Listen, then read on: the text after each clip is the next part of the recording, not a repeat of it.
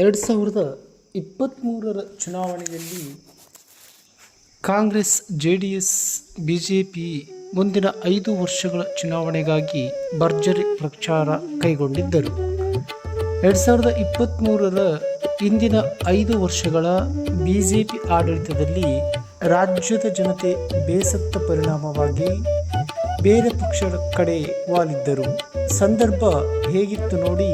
ಕಾಂಗ್ರೆಸ್ ಪಕ್ಷ 2023ರ ತನ್ನ ಪ್ರಣಾಳಿಕೆಯಲ್ಲಿ ನಾವು ಅಧಿಕಾರಕ್ಕೆ ಬಂದರೆ 5 ಗ್ಯಾರಂಟಿಗಳನ್ನು ಕೊಡುವುದಾಗಿ ಘೋಷಿಸಿತು. 200 ಯೂನಿಟ್ ವಿದ್ಯುತ್, ಮಹಿಳೆಗೆ ಉಚಿತ ಬಸ್ ಸಂಚಾರ, ಒಂದು ಕುಟುಂಬಕ್ಕೆ ಮಾಸಿಕ 2,000 ರೂಪಾಯಿ ಉಚಿತ, ನಿರುದ್ಯೋಗಿಗಳಿಗೆ ಮಾಸಿಕ 3,000 ರೂಪಾಯಿ ಉಚಿತ ಕೊಡುವುದಾಗಿ ಕಾಂಗ್ರೆಸ್ ಪಕ್ಷ ಘೋಷಿಸಿತು. ಹೀಗೆ 5 ಗ್ಯಾರಂಟಿಗಳನ್ನು ಘೋಷಿಸಿದ ಕಾಂಗ್ರೆಸ್ ಪಕ್ಷ ಬಿಜೆಪಿ ಮತ್ತು ಜೆಡಿಎಸ್ ಪಕ್ಷಗಳು ಪ್ರಚಾರ ಮಾಡಿದರೂ ಮತದಾರರು ಅವರನ್ನು ಕಡೆಗಣಿಸಿ ಕಾಂಗ್ರೆಸ್ ಪಕ್ಷವನ್ನಪ್ಪಿಕೊಂಡರು. 2023ರಲ್ಲಿ ಕಾಂಗ್ರೆಸ್ 135ಕ್ಕೂ ಅಧಿಕ ಸ್ಥಾನಗಳನ್ನು ಗೆದ್ದು ಅಧಿಕಾರಕ್ಕೆ ಬಂದಿತು. ಆದರೆ ಬಿಜೆಪಿ ಮತ್ತು ಜೆಡಿಎಸ್ ಸೇರಿದಂತೆ ರಾಜಕೀಯ ವಿಶ್ಲೇಷಕರು ಹೇಳುವುದೇ ಬೇರೆ. ರಾಜ್ಯದಲ್ಲಿ ಗ್ಯಾರಂಟಿಗಳಿಂದ ಕಾಂಗ್ರೆಸ್ ಪಕ್ಷ ಅಧಿಕಾರಕ್ಕೆ ಬಂದಿಲ್ಲ. ಗ್ಯಾರಂಟಿಗಳು ನೆಪ ಮಾತ್ರ. ಇಲ್ಲಿ ಕೆಲಸ ಮಾಡಿದ್ದು ಜಾತಿ ಸಮುದಾಯಗಳು.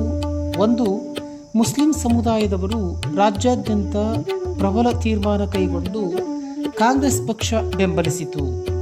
ಪರಿಶಿಷ್ಟ ಜಾತಿಯವರು ನಮ್ಮ ಸಮುದಾಯದ ನಾಯಕ ಮಲ್ಲಿಕಾರ್ಜುನ್ ಖರ್ಗೆಯವರು ಮುಖ್ಯಮಂತ್ರಿಯಾಗುವರು ಎನ್ನುವ ಬಲವಾದ ನಂಬಿಕೆಯಿಂದ ಕಾಂಗ್ರೆಸ್ ಪಕ್ಷಕ್ಕೆ ದಲಿತ ಸಂಘರ್ಷ ಸಮಿತಿ ಸೇರಿದಂತೆ ಎಲ್ಲ ಸಂಘಟನೆಗಳು ಒಂದುಗೂಡಿ ರಾಜ್ಯಾದ್ಯಂತ ಕಾಂಗ್ರೆಸ್ ಪಕ್ಷವನ್ನು ಬೆಂಬಲಿಸಿದರು. ಇನ್ನು ದಕ್ಷಿಣ ಕರ್ನಾಟಕದಲ್ಲಿ ಪ್ರಬಲ ಸಮುದಾಯವೆಂದರೆ ಒಕ್ಕಲಿಗರು. ಒಕ್ಕಲಿಗ ಸಮುದಾಯದವರು ಸದಾ ದೇವೇಗೌಡರ ಪರ ವಾಲುತ್ತಿದ್ದ ಅವರು ಡಿ.ಕೆ. ಶಿವಕುಮಾರ್ ಅವರ ಭಾಷಣದಲ್ಲಿ ನಾನು ಮುಂದಿನ ಬಾರಿ ಮುಖ್ಯಮಂತ್ರಿ ಆಗುವುದು ಬೇಡವೇ ಎಂದು ನನಗೊಂದು ಅವಕಾಶ ಕೊಡಿ ಎಂದು ಹೇಳಿಕೊಂಡು ಇಡೀ ಸಮುದಾಯ ಕಾಂಗ್ರೆಸ್ ಪಕ್ಷಕ್ಕೆ ವಾಲುವಂತೆ ಮಾಡಿದರು. ಇನ್ನು ರಾಜ್ಯದಲ್ಲಿ ವೀರಶೈವ ಮುಖಂಡರು ಬಿಜೆಪಿ ಪಕ್ಷ ಅಧಿಕಾರದಲ್ಲಿದ್ದಾಗ ನಮ್ಮ ನಾಯಕ ಯಡಿಯೂರಪ್ಪನವರನ್ನು 5 ವರ್ಷ ಸಿಎಂ ಆಗದೆ ನಡುನೀರಿನಲ್ಲಿ ಕೈಬಿಟ್ಟರು. ಇದನ್ನು ಸಹಿಸದವರು ಚದುರಿ ಹೋದರು. ಕೆಲವರು ಕಾಂಗ್ರೆಸ್ ಪಕ್ಷಕ್ಕೆ ಬೆಂಬಲಿಸಿದರು. ಇನ್ನು ಕುರುಬ ಸಮುದಾಯದವರು ಇವತ್ತಿನವರೆಗೂ ಕೂಡ ಸಿದ್ದರಾಮಯ್ಯನವರೇ ನಮ್ಮ ಸಮುದಾಯದ ಪ್ರಬಲ ನಾಯಕ ಎಂದುಕೊಂಡಿದ್ದು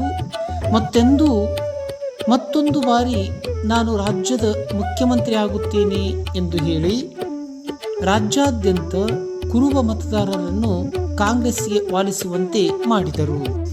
ಹೀಗೆ ಮುಸಲ್ಮಾನರು, ಕುರುಬರು, ದಲಿತರು, ವೀರಶೈವ, ಲಿಂಗಾಯತರು ಸೇರಿದಂತೆ ಇತರ ಸಣ್ಣ ಪುಟ್ಟ ಎಲ್ಲ ಸಮುದಾಯಗಳು ಕಾಂಗ್ರೆಸ್ ಪಕ್ಷಕ್ಕೆ ಬಲ ತಂದು ರಾಜ್ಯದಲ್ಲಿ 140 ಸ್ಥಾನಗಳಿಗೆ ಸಮೀಪ ಬಂದು ನಿಲ್ಲಿಸಿ ಅಧಿಕಾರ ಕೊಟ್ಟರು.